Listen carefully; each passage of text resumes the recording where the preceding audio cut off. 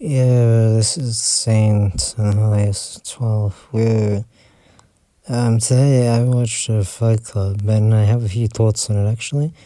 When did they say that, honestly, the movie is really, really good. I don't remember the last time I saw it, but, god damn, it was still good. And the reason I thought about watching it was because, I kind of just turned 20, a few months ago. And so, yeah, ever since you turn 20, even though I'm not really doing anything in my life, there's a lot of things that are going on. And I realized Fight Club answers more of those, not answers, but talks about a lot of those issues that I was thinking of right now. So I was thinking about watching it again since the last time I saw it was when I was 14 fully. So yeah. And I have to say, sorry, I wasn't able to sleep, which is pretty accurate to the film. Anyway, so yeah, it was really good. Actually, one of the things I really thought about was the movie is still really funny even after watching it so many times. And also, as a movie, this is meant to be a review analysis, by the way, more towards analysis this time because I had a lot of thoughts, more than I wanted to share the experience because I've already experienced the movie. But I'll probably I'll probably have some more reviewy stuff later. It depends on what time I've seen the movie and some other crap like that. But yeah, so I thought when I was seeing the film, it was really good. It was still really funny even after all these years. And since this year, I've started to realize I've become a lot more analytical when I watch things when I watch something like Stranger Things as an example. I was watching that, and the, the entire time I was watching that, I was thinking of small holes, small mistakes, but even though I saw this movie already, I still didn't see the amount of mistakes. I was still so engrossed in it, which is super impressive considering, well, I've seen it already, and two, it's quite old. It's quite a lot of things, but the way David Fincher made this movie, he is honestly a god because of how good the movie is directed. I've seen a lot of movies by David Fincher, and honestly, all of them are really spectacularly directed, honestly.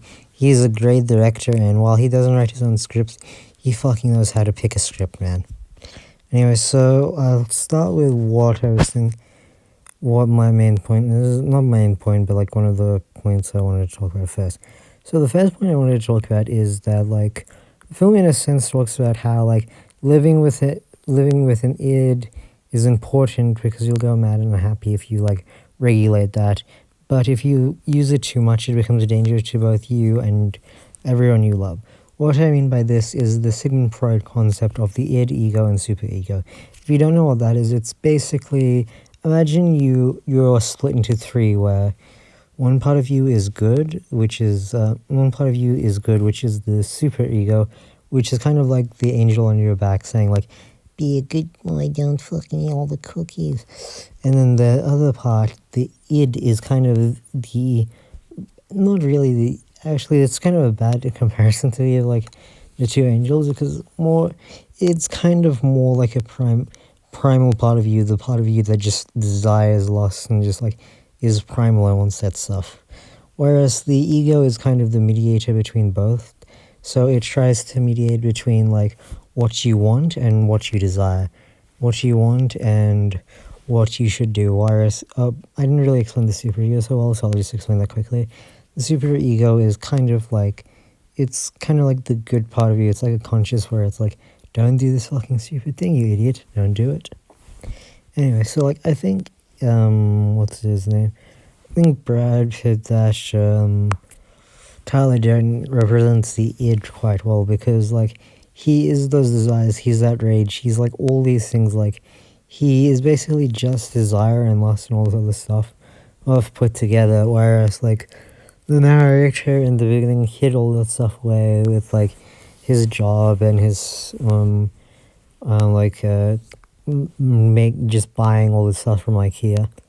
Well, but then once that breaks away, once that is all destroyed, he goes with the ego, which, because he wasn't living with the ego before, he felt really bland, really plain, really done. He couldn't even sleep, just basically just existing to work and work alone. Nothing else is there, no meaning or anything. But then when like the id came in, like, and id took over full force, which was Brad, like them like Jack, that's the main character, that's Edward Norton, which I'll call him Ed just because I like the name of him more, and I really like think like I really see Edward when I see this movie. Like when like Edward like sees Tyler for like the amount of the time in the movie, like it starts off fine at first, and then like it gets really dangerous and really destructive, because once you start filling your desires, you can't stop and eventually it goes higher and higher and higher, eventually to the point where like that they start off just fighting each other to the point where like they're destroying buildings. By the end of the film, like they've taken out the entire economic system of the city.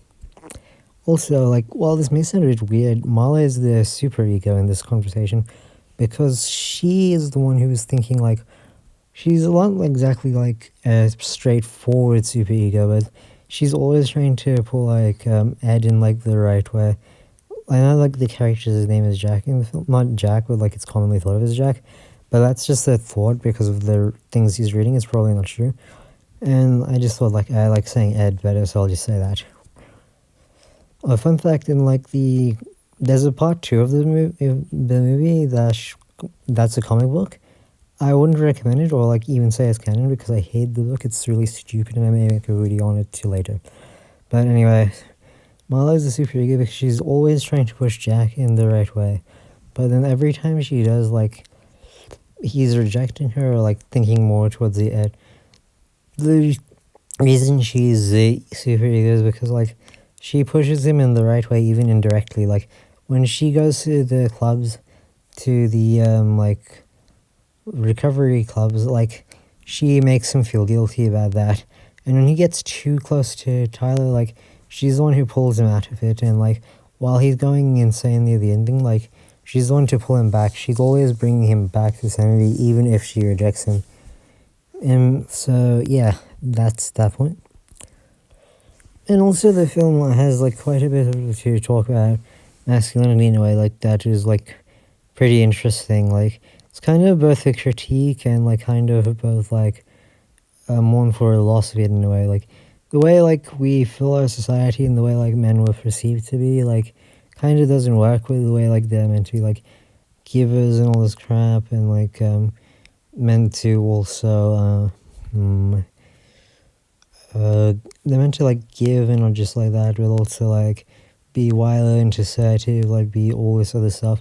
But now in this society we're kind of babied and kind of also like just given everything. We can't really do anything ourselves, so like it feels kind of like that role for men was taken away. But in a way, like it does show like how stupid it is if you go to the point of like acting all feral, acting like trying to do that, like all that stuff, like acting all feral, acting all lustful, like, because like they do that near the ending, and like either there are two ways. It kind of like becomes extreme self-destruction, like what happens with Edward and Tyler, like where like basically like they go so far into destroying each other that himself that like they nearly blow each other up in a building just because, and it only is resolved in like the slightly peacefuler option is by Ed taking himself out with a bullet, and not killing himself, but like getting rid of the Tyler part of him.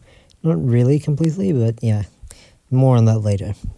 And then like the other problem is like when you just follow those instructions, like kind of accidentally led to everyone becoming like, fascist, because like they were just following each other and like following and like thinking they were getting what they wanted with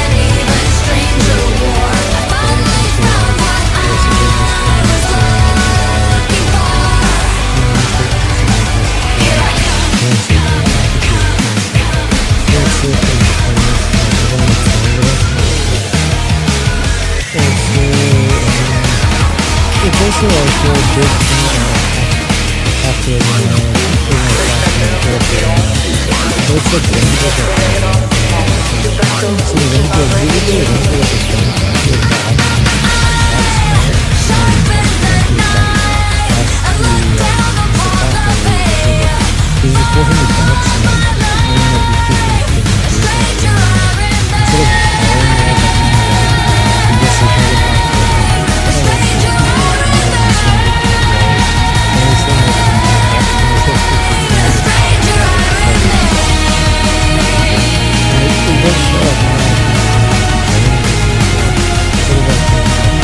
are fucked up, or like, oh, this system, like, thinking in the way that's, oh, this is fucked up. Instead, it just, like, lets these problems keep on going. And also, it also does show, like, the dangers of capitalism, where, like, capitalism is just always ever growing, always just for the money.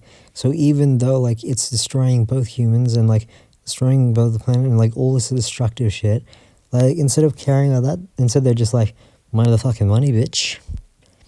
So, yeah. But then it also shows how, like, revolution is stupid. Well, like, revolution unchecked is stupid as well. Because, like, at first, like, they do some, like, dumb shit, and, like, sure shit, like, the dumb shit kind of, like, is funny. Like, it's really funny in the movie, like, especially, like, when they, like, do the bird shit stuff, like, breaking the cars and, like, doing the stuff with letters and stuff. That was all really funny, but, like, that really did nothing to, like, the service. And then, like, when they actually did stuff, that one, they, like, actually went too far. Like, they went too far. Like, they killed, because of that bomb thing they did, like, it would have killed a lot of people and, like, destroyed a lot of stuff. And also, like, while it's good that, like, the cities ran to ground zero in terms of economic death, there are still going to be problems from that. There's still going to be massive reproductions. Like, just trying to destroy, like, capitalism, like, this way of, like, just destroying it, like, it doesn't work like that. Yeah. Also, like, the movie shows, like, how relationships are, like, super helpful. Like, every relationship in the film, like, brings each other closer and brings each other, like, more powerful in a way.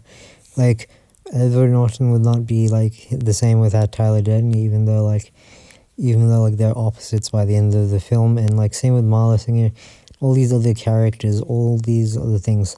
It does show, like, how important, like, relationships are, but it also does show, like, how once you manipulate and use them, like, does really strain and, like, does also bring down a lot of stuff, you know? And the last one I wanted to talk about is, like, the show's kind of the film is kind of in a way, like, two-faced, because, like, it'll talk a lot about, like, one type of thing, but it'll always show the other side of that in a way.